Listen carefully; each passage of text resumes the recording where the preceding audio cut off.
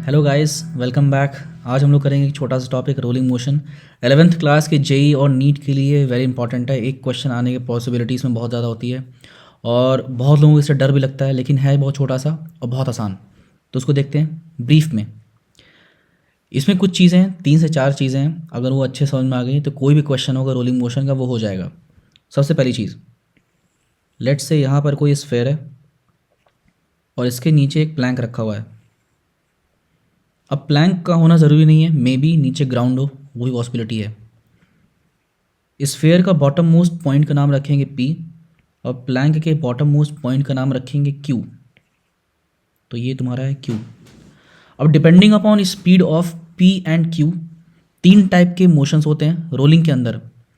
तो if velocity of P is more than velocity of Q, तो इसका मतलब ये लिखा हुआ है VP, यहाँ पर लिखा हुआ है VQ। अगर P की वेलोसिटी Q से ज़्यादा है तो पॉइंट P आगे स्लाइड करेगा, तो इसको बोलते हैं फॉरवर्ड स्लिपिंग। दूसरा केस होता है velocity of P is less than velocity of Q, तो इसका मतलब पॉइंट Q आगे जा रहा है, पॉइंट P पीछे है, तो इसको बोलेंगे बैकवर्ड स्लिपिंग। और तीसरा लास्ट केस होता है velocity of P is equal to velocity of Q, इसको बोलते हैं pure rolling.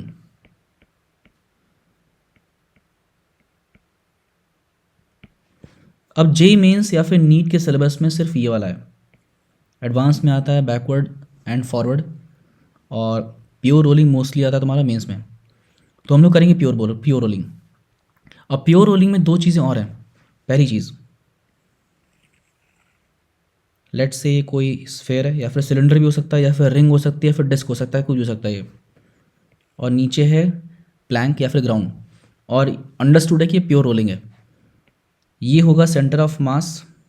Centre of mass की वेलोसिटी लेट से v है, और ये ओमेगा एंगुलर वेलोसिटी से घूम भी रहा है।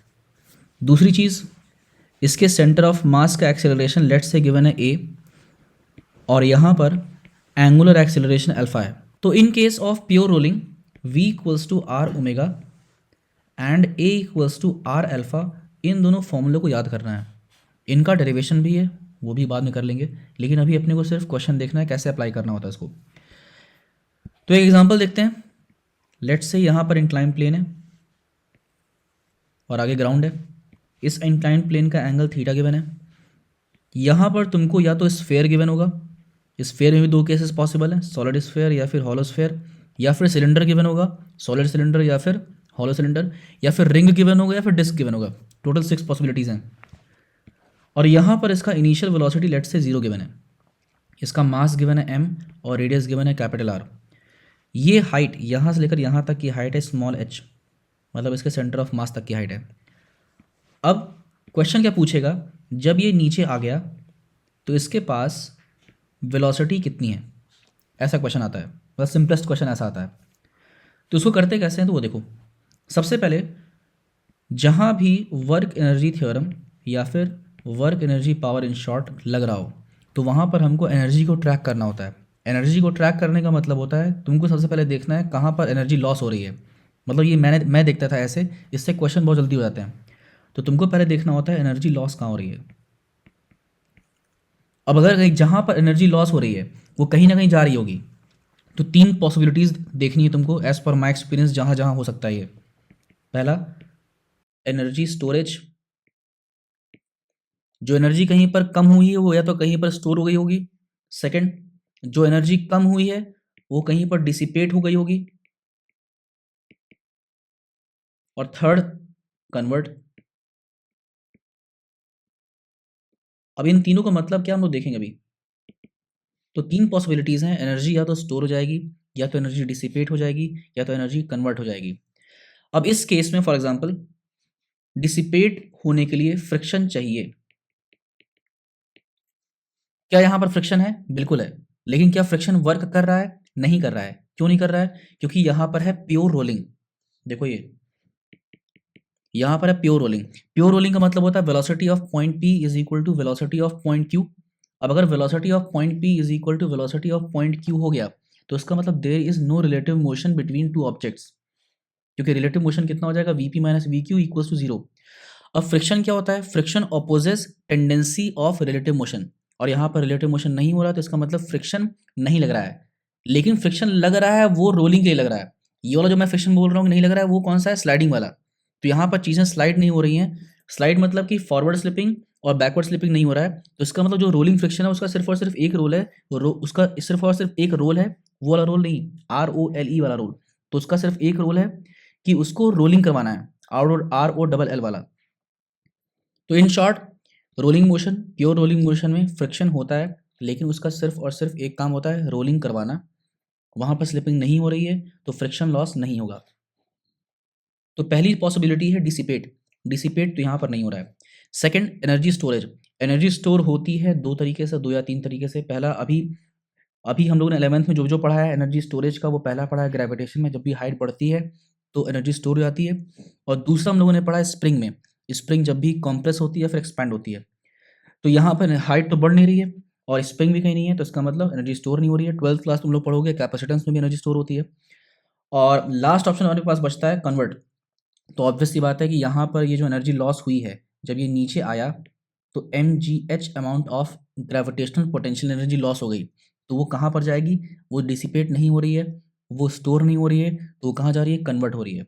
अब कन्वर्ट किस में हो रही है, तो यहाँ पर तुमको क्लियरली दिख रहा है कि वो कन्वर्ट हो रही है काइनेटिक एनर्जी में। अब काइनेटिक एनर्जी यहाँ पर दो टाइप की हो जाएगी।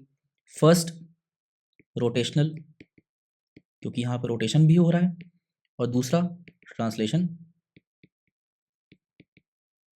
रोटेशनल काइनेटिक एनर्जी का फॉर्मूला तुम लोग को आता होगा, half I omega square. Translational kinetic energy का फॉर्मूला ये भी तुम लोग को आता है, हाफ mv स्क्वायर। तो लॉस इन एनर्जी कितना हुआ था, mgh। ये ऑब्जेक्ट यहाँ से लेकर जब यहाँ पर आ गया तो कितनी हाइट कम हुई, h हाइट कम हो गई, तो mgh लॉस हो गया। तो net loss is equal to net converted, क्योंकि डिसिपेट नहीं हो रहा, स्टोर नहीं हो रहा है, तो इक्वल्स टू क्या कर देंगे, half mv square plus half I omega square. ये क्या आ गई, क्वेश्चन नंबर 1।